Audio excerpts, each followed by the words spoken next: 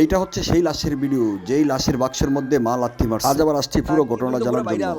আসেন শুনি। সবাই খালি আমারে বকাবদ্ধ করে যেমন কালো। হ্যাঁ চাকরিয়া, আমি কি মিথ্যা কথা কইছি? তা তুমি মিথ্যা কথা কইছো।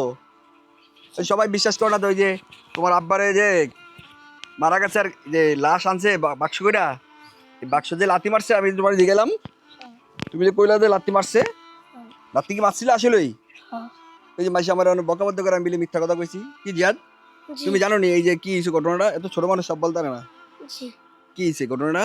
এই লাশ আনছে আইনা উজি আনো রাখছে এন থেকে বাইত আনছে আইনা এন সব থাবড়া থাবড়ি করছে লাশের ভিতরে হাজির করে আবার এন দানা দিতে আনছে এন খবর দিব এন কেউ গামছা দেয় না দাদু এন থেকে গামছা না দিছে। এবার এন কারেন্টের তার দিছে এন থেকে লাইন ছুটি হয়েছে। তারপরে ব্যাকের ঘর থেকে লাইট নিয়ে রাখছে। লাইন ছুটাইছে কি লিগা? কবে দিয়ে দিত না? জি না, ও আবার বলে কে ছুটাইছে? কে লাইনটা? দাদিরা দাদি লাইন ছুটে দিছে, কবে দিতে দিত না? তো লাত্তি মারছে, ঘটনা সত্য? হ্যাঁ লাশের বাক্স জি তো তাহলে কি সত্য? হ্যাঁ আপা, আমরা একটু আয়ন তো দেখি, বাচ্চা কথা তো শুনলাম, আমরা থেকে শুনি একটু। আমি ছিলাম আপা, এই যে ওই পরশু দিন আইছিলাম আপনার বাড়িতে, আপনি আসছিলেন না বাড়িতে, ব্যাগগুলা নিয়ে আসছিলাম, আপনি মনে হয় কোথাও গেছিলেন কাজে। তো পরে এরাই জিজ্ঞাসা করছিলাম, ওই যে এমন কিছু লোকজন আছিল, তো ওই যে খাড়ের মধ্যে লাথি মারছে এই কথাটা আমি শুনছি, শুনে আর জিজ্ঞাসা করছি আসলে কি সত্যি জাকারিয়া আমার আব্বার খাড়ের মধ্যে, লাশের খাড়ের মধ্যে লাথি মারছে? তো হ, এত পুরা ডিটেলসটা বলতে পারে না। তো আমি এইটুকুই আবার নেটে দিছি, তো এটা ভিউজ হিউজ পরিমাণ ভিউজ হয়ে গেছে। অনেকে আবার প্রশ্ন করছে আপনি আসলে ঘটনাটা কি, এটা একটু ভালো করে জানেন। আর একজন প্রবাসী মা লাথি দিব, এটা একটা মানে মানানসই কথা না, মানে এটা ভালো কথা না। মা লাথি দেয় কিভাবে, হে কেমন মা হইতে পারে? ঠিক আছে, তো বেশিরভাগ মানুষই প্রায় 95% বিশ্বাস করছে, 5% মানুষ হয়তো অবিশ্বাস করছে। কি এরকমই না? কমেন্টগুলোতে এরকমই পাইছি আমরা। আসলে ঘটনাটা কি যে কথাটা প্রথম বলছে? ফার্স্ট আমার শাশুড়ি হের এক ছেলে এক মেয়ে, মেয়েটারে নিয়ে থাকে বেশিরভাগ। মেয়ের ছেলে মেয়ে প্রতি হের মায়া মমতা বেশি। আর আমার পুত, আমার একটা মেয়ে দুইটা ছেলে, হ্যাঁ প্রতি মনে মায়া মমতা কোনোটাই নাই। হ্যার ছেলেরও হয় বরঞ্চ টাকার মানে টাকারে ভালোবাসে, হ্যার ছেলের কিন্তু ভালোবাসতো না। তারপরে ছেলে কিডনির মধ্যে পাথর হয়েছে, 9 মাস পরে ভালো হওয়ার পরে 9 মাস পরে হ্যাঁ মারা গেছে প্রবাসে। মারা যাওয়ার পরে ওখান থেকে আমি লাশ আনার জন্য এর পায়ের মধ্যে পর্যন্ত দৌড়ছি যে আম্মা অন্য আমার বোনের জামাই আছে, আমার চাচারা আছে, ওইখানে একটু ফাওয়ার দিতে হইব, চাঁদপুর কোর্টে যাইতে হইব, একটু সিগনেচার দিতে হইব। আমরা ফ্যামিলিটা যদি ফাওয়ার না দেই, এটা সেদিকে তো একটা পক্ষের একটা জামিনদার লাগবে, একটা লোক লাগবে। পরে হ্যাঁ না, অনেক রিকোয়েস্ট করে হ্যাঁ নেওয়া হয়েছে, সবারই দিয়া বললা পরে নেওয়া হয়েছে। নেওয়ার পরে তারপর দিকে যাক সেদিকে দিত না। পরে কয় হ্যাঁ টাকা আনবো, হ্যাঁ লাশ আনতো না, সেদিকে মাটি দিব।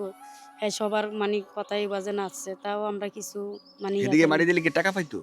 টাকা দিত। ওই যে কফিলে বলছে যে আমার 6.5 লাখ টাকা টোটাল এমনি লাশ ফাড়ান পর্যন্ত খরচ হইব, ওগুলা আছে তাহলে আমি এখানে মাটি দিয়ে তাহলে টাকাটা দিয়ে দেই, যাক গরিব যেমন অসহায় ওগুলা ফ্যামিলিটা যখন একটু গরিব তাহলে দিয়ে দেই। তো হ্যাঁ ওই টাকাটাই চিন্তা করছে। এখন আমার এই ছোট ছেলেটারে কিন্তু হ্যাঁ দেখেন নাই, 3 মাস প্রেগনেন্ট ছিল। হ্যাঁ আজকে 7 বছর ছেলের বয়স, এখনো কোনো ছেলেরে দেখেন না। তা আমি এখন চিন্তা করলাম, আমি যদি প্রবাসে মাটি দেই তাহলে আমার এই ছেলেটা ঘরের সাথেই কবরস্থান, যে আমার এক কাইকের ফোর্তের মধ্যে কবরস্থান, আমার সবার কবরস্থানে কবরজাত করতে হইলে আমার ফলা হইলে তো বড় হইলে ভবিষ্যতে বলবো যে কবরটা আমি আইসা, আমার বাপের মৃত্যু হইলো কবর দেখি না, সবার কবরই দেখাইলো, তা আমি পাশে কি দেখামু? পরে আমি নিজেই ঝুঁকি দিয়ে আমি কইছি যাক আমার স্বামীর আমি প্রবাস থেকে আনবো, আমি দেশ আইনা মাটি দেবো। পরে দেশের থেকে প্রবাস থেকে আমি দেশও আনছি না যে আপনি কি আমার তখন এবার থাকতেন না? না, আমার এবার থাকতে দেয় নাই। এবার থাকতে দেয় নাই সেইগোটি হইছে হ্যার মেয়ের জামাই বাবার ব্যবসা করে। ওই মান সম্মান এই ঘরের মধ্যে মানুষ আইনা মানে ইজ্জত অনেক কিছু ইয়া করে। ওই বয়ের কারণে আমার জামাই আমার এদিকে রাখে না। পরে এখানে লামানোর পরে হ্যাঁ কবর করতে আইছে 9টা বাজে, মানুষে কবর করতে দেয় না। কয় কবর করতে দিতাম না, ইয়া ফুসকুনিতে বাসে দুমু যদি লাশের লগে স্বর্ণ গয়না টাকা পয়সা যদি না আসে। পরে এবার লাস্টটা আসছে আর পরে তারা লাশ আইনা রাখছে আর এইখানে কফির মধ্যে বাক্সর মধ্যে আমার শাশুড়ি হারা সবাই ফাটফাটিয়া খুললা লাইলো, কইলো কিছুই লাগতো না, তাড়াতাড়ি সাফল নিল না কি নিল নিয়ে দেখলাম ফললো। আমরা সবাই শিক্ষার দিয়ে গিয়ে কাছে গিয়া শিক্ষার দিতে আসি। খোলসার ফোন থেকে সবাই এই ওর বাপের এই কাপড় খুললা পুরা ফের নাভি পর্যন্ত চেক করতেছে টাকা পয়সা আছে কিনা। দেখে টাকা পয়সা কিছুই বাক্সের মধ্যে নাই। এই টাকা পয়সা না পাই আমার গাও আতুডেছে, আমার মেয়ের গা সবারই মারছে, আমার চাচারে, আমার চাচিরে, আমার বাপের সবারই মারছে। এই মায়েরা অনেক তো সবাই ফিট হয়ে গেছে, একজন মার খাইতেছে। পরে হ্যাঁ না পাই এই টাকা পয়সা না পাইয়া কইতেছে মারি দিতে দিতাম না।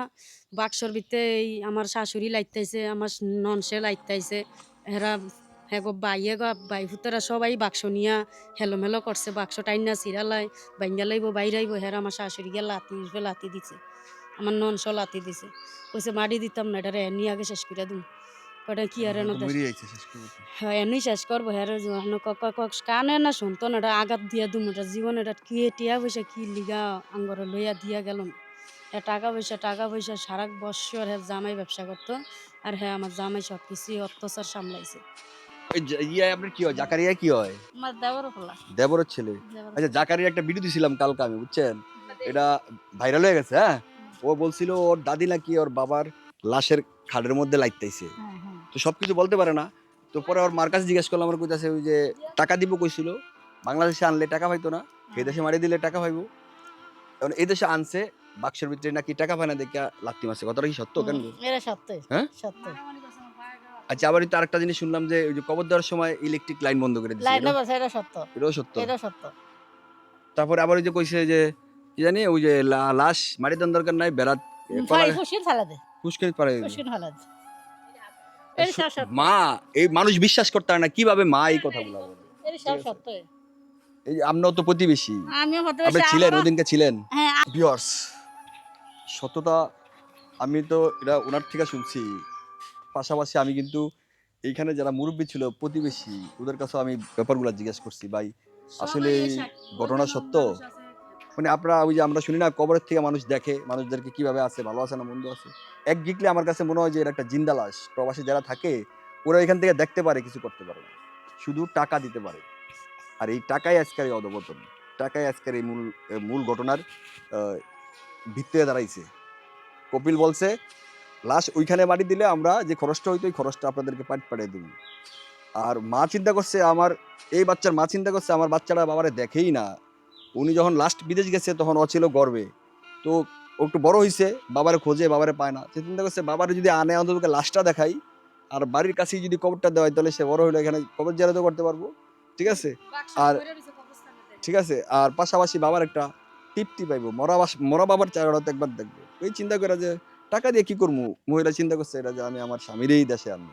ঠিক আছে, এইখানে ভাই ইসলাম কিন্তু স্ত্রীর ছোট করে নাই, মারও ছোট করে নাই, মানে মার জায়গাত রাখছে, স্ত্রীর জায়গাত রাখছে। একটা পুরুষের জীবন স্বয়ংসম্পূর্ণ হইতে গেলে প্রথম ভূমিকা মার, লাস্ট ভূমিকাটা কিন্তু স্ত্রীর, এটার বিকল্প কিছু নাই। জান্নাতে কিন্তু মা আসে না আগে ভাই, আসছে আগে স্বামী স্ত্রীর। আদম হাওয়া কিন্তু মা বাবার থেকে জন্ম নিয়ে আসে নাই, আসছে আদম হাওয়ার জন্ম আল্লাহ দিছে, তাদেরকে স্বামী স্ত্রীর রূপে দুনিয়াতে পাঠাইছে। ভাই স্ত্রীকে কখনো ছোটভাবে কেউ দেখার এটা যুক্তি নাই, এটা ঠিকও না। ঠিক আছে, তাই বলে মার প্রতি অবিচার কেউ করাও ঠিক না। এই ক্ষেত্রে মার দায়িত্ব হয়তো মাকে, মাঝখান দিয়ে কিছু কথা শুনছেন আপনি, মা মেয়ে ড্রাগসের সাথে জড়িত আছিল, এই জন্য তাকে হয়তো দূরে সরে রাখছে। যাই হোক, এই সব ঝামেলাগুলাই এই সংসারটা অশান্তির সৃষ্টি হয়েছে আর কি। টাকা পয়সা কত খারাপ ভাই, মানুষের মগজ কিভাবে বিকৃতি করে নেয়, এটা কিন্তু এই জিনিসটা বোঝার জন্য আজকে আবার আসলাম। আর ওনারাও যেই টাকাটা দিব বলছি, টাকাটা দেওয়ার জন্য আসছি। ঠিক আছে, যাই ভাই, ভালো থাকেন আর ভিডিওগুলো শেয়ার করবেন।